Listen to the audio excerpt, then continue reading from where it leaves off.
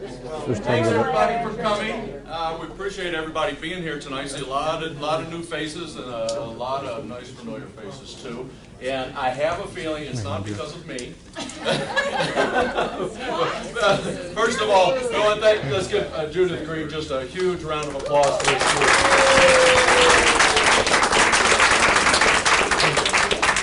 She's available for birthday parties, weddings, and bar mitzvahs. So just let her know. Also, just want to really thank Bunny Malm and Bill Marino for the use of the space tonight.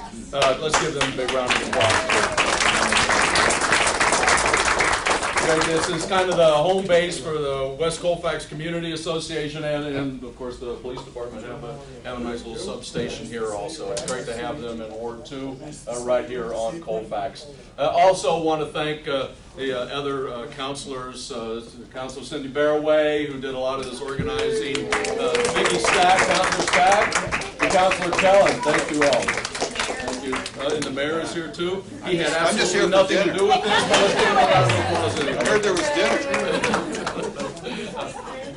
dinner. This is a wonderful little program. If anybody has checked this out a little bit, it's just tremendous. A lot of great information. Hopefully take this information, spread it to your neighbors, spread it throughout the community. And with that, that's all I've got. So I'd like to turn it over to Agent Cale Spritzer to give us all the details. Great to see all you guys out here. I know there's a lot of new faces, things like that. And those of you that don't know me, my name is Cale Spritzer. I'm part of the Lakewood Police Department Sector Liaison Unit, which pretty much means that I get to come out here and talk to you guys all the time. I'm kind of your connection, your liaison between the police department, the communities, different things like that. So I'm somebody that sometimes I know how to get things done, sometimes I don't know how to get things done, but you guys can at least call me and talk to me, and I'm kind of the face that you can see if you don't know anybody else, okay? Tonight, I just kind of want to go over some material that I saw that was part of other police departments and what they use. There's a group out there that put together, that does consulting for community events and things like that. They bring training to communities. And what they did was they put together what's called the 12 ways to improve your neighborhood right now. I got permission to use this training and just bring it to you guys just as kind of a basic common sense type thing, that you guys, maybe there's some things that you've never thought of before, maybe it'll spur some questions on, maybe it'll get you involved with your neighbors in your neighborhood. And that's what we're hoping, because this whole thing is about cooperation between the city council, between the police department, you guys as community members, you guys as business owners. That's what we want. We're bringing, and you'll hear me say it a lot, we're bringing that partnership out where we can all get to know each other, see each other, and talk about problems and hopefully solve some problems, okay? Like I said, this is not my training. I've kind of adapted it to what we need. Some of it is very common sense. If you guys have questions as we're going through this, you're more than welcome to ask questions, anything like that. Hopefully, I'll get through this pretty quick, and then if you guys have specific questions about things, maybe specific problems, things like that, we can definitely take a look at that and talk about that, okay? And I don't have a clicker. Normally I have a clicker, and Cindy Barraway is going to be my clicker tonight. Oh, very good. She's going to sit in the front row and go. So I want to give credit to Campbell DeLong Resources. They're the ones that put this together. And like I said, these are guys, they come out and they do consulting and things like that, and they can actually put on a 1 or 2 day program for a community, whether it be a specific neighborhood or a group of neighborhoods, whatever it is, they can do that kind of stuff. So I'll just give them their plug with that. Number 1, report crime promptly. This is something that through all the community meetings that I do, through all the phone calls that I do, through all the emails that I answer, this is kind of an issue that I have, is people ask, I don't want to bother the police with this stuff. It's a minor thing. Maybe it's a loud music complaint. Maybe it could even be as serious as what you suspect is a drug house or something like that. People are really hesitant to call. And I really want to bridge that gap between that. I want to spur people on to say, you guys need to report these things. That's one of the only ways that you guys can improve your community. The police are too short-staffed. How many of you guys kind of think that in the back of your head? You get that a lot. Sometimes I think that too. I know the patrol officers and the patrol sergeants definitely think that in their head. We're here as a resource, okay? You guys can't, and I say this over and over again, you guys cannot bug us. We're here 24 hours a day, 7 days a week, 365 days a year. I'm not here then, but you can call somebody and talk to somebody about issues and things like that. Hopefully that person can either answer your question or put you in touch with somebody that can answer your question or solve your problem. A lot of people, there's nothing an officer will do. I get that all the time. There's nothing you can do about this. I just want to vent. If you just want to vent, that's fine.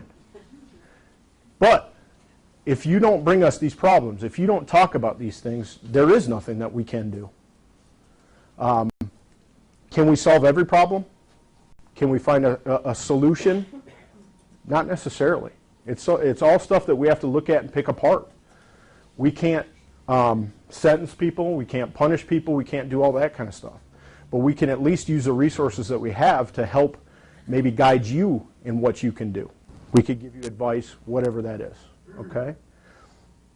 Don't assume, this is a big one, don't assume somebody else called. If you see something going on, it's kind of one of those where you're driving along the road and you see the accident. Somebody else probably called it in. How do you know? Maybe they didn't. Does it hurt to pick up the phone and call something in? Does it hurt to report something? Not necessarily. It's just getting out there and doing it and recognizing it. Go ahead and flip that. Here's number 2, report nuisances and other non-criminal problems promptly. This is a huge thing. We all live in communities where we don't like, and I apologize if you can't really see some of these slides sometimes because of what's behind it. It kind of gets cluttered there. We all live in these communities where sometimes you see stuff that you don't agree with, sometimes you don't like.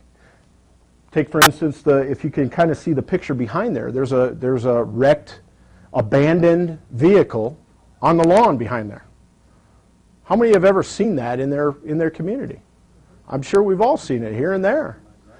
Is that a nuisance? Is that necessarily a criminal complaint?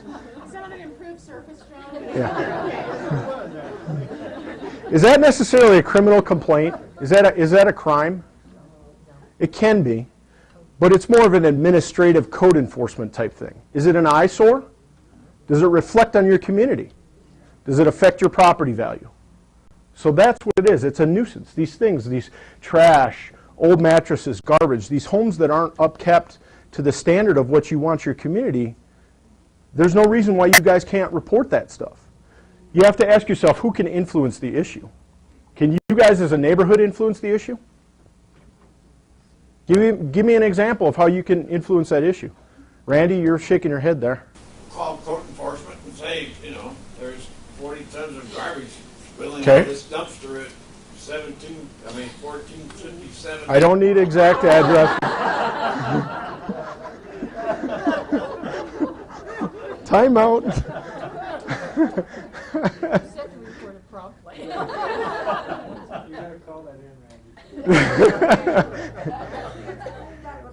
And I would definitely agree with that, but what can you as a neighbor or you guys as a neighborhood do on that problem? Talk to the people. There you go. Go and knock on the door, talk to the people. You seen the people in our neighborhood? I worked up here for many, many years. Yes, I know exactly who they are. I'm kind of shy about going knocking on strangers' doors. Well, and that goes to the comfort level. If you're not comfortable doing that, if you think that there's going to be repercussions to it, then I would say no. Then you want to call us. But there's nothing wrong. I'm going to give you guys permission to go and knock on your neighbor's doors. And as we'll see in some of these other things, it's kind of an imperative to do that. Okay. Again, calling code enforcement, the non-emergency numbers, landlords, residents, local business owners. As you guys see things come up, be persistent with it. Go to the next slide. This is the City of Lakewood website. And I did kind of a screenshot here for those of you that maybe are internet illiterate or maybe need a little bit of help. This is lakewood.org, okay? It's up here in the corner. And you can see you go to City Services, Code Enforcement, and it'll bring you to this page here. And Cindy, can you click ahead one? And then you scroll down the page a little bit, you got an online link, report a code enforcement concern. So click it one more. There's a spot right there. You could type it in. You don't even have to pick up the phone and talk to a live person if you don't want to. You could stand there and click it. It'll ask, some of the fields down here will ask, you can't see them, but they'll ask for your information, stuff like that. You can remain anonymous, but it's typing your concern in and doing that stuff. It makes it really easy for you guys to report. You don't have, just like I said, you don't have to pick up the phone. You get on the internet, you're already on the internet, and go to it. Yes, sir. Something a lot of companies, places leave out. Like if I wanted to send somebody a picture, there's no place on there to do it. I can file my complaint. But a picture is worth 1,000 words. Right. I want to be able to send a picture in and say, hey, let's get this cleaned up. Right. For code enforcement concerns, I don't know if they're looking at that. I haven't really actually used this part of it because I could pick up the phone. I know whoever it is. I get that kind of service because of, you know, my smile and my gun. But things like this, graffiti, you can attach, and we'll look at that a little bit later. You can attach a picture. If you see graffiti and things like that, you can definitely attach a picture. And what I'll have to do is, that's a great suggestion.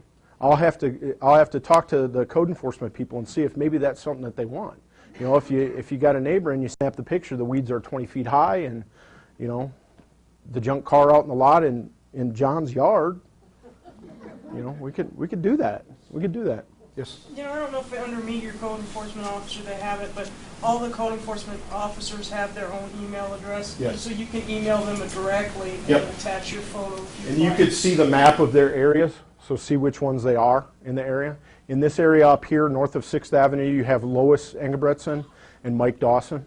Those are the two code enforcement officers. Of course, they overlap and do stuff like that, but those are the two. But it's just pointing out that there's other resources besides picking up the phone for the people that like to be on the computer, like to remain anonymous, don't want to talk to a live person. So, go ahead. One man's junk is another man's treasure. That's true. That's very true. And that's why they have to come out, code enforcement has to come out and look at the cases case by case. And usually it's, you know, I'm not going to speak to code enforcement, but usually it's only a nice, you know, hi, how are you doing? Hey, did you know that you can't do this or you can do this? Stuff like that. So it's not, they're not going to come out and, you know, ticket anybody right away. They're going to work with people. Okay? This is another link on the police website, or on the Lakewood website. Again, over here, City Services Police, report and fight crime. Whoops. What was I trying to do? I don't know. I must have missed it. This is another one you could go on, report crime, report all these things, graffiti and all those things. Again, it's another link that you can use to report this stuff. You can also hit this button, calling us, and it gives you the non-emergency numbers and code enforcement numbers and all that kind of stuff. So if you don't want to do that online, you want to talk to a live person, or you're having a problem with the website, that's who you call to. Okay? This is a big one, taking away the opportunity of crime, for crime. Go ahead, click it one more time. You really have to evaluate your home, your vehicles, and your lifestyle. How many of you guys, and I guess I'm not going to have people raise hands, don't lock your vehicles at night? There's a few. Sharon Vincent. Randy. In your driveway. I'm just talking in your driveway. I would imagine that most people in their garage, they don't, you know, you feel secure as long as the garage door's down. How many of you leave your garage doors open at night? On occasion when we forget. I mean, Right. you know, it's not a habit. How many, let's say when you're out in the backyard doing work, you leave your garage door open during the day? How about your front door open? Or your front door open? Does that present opportunities for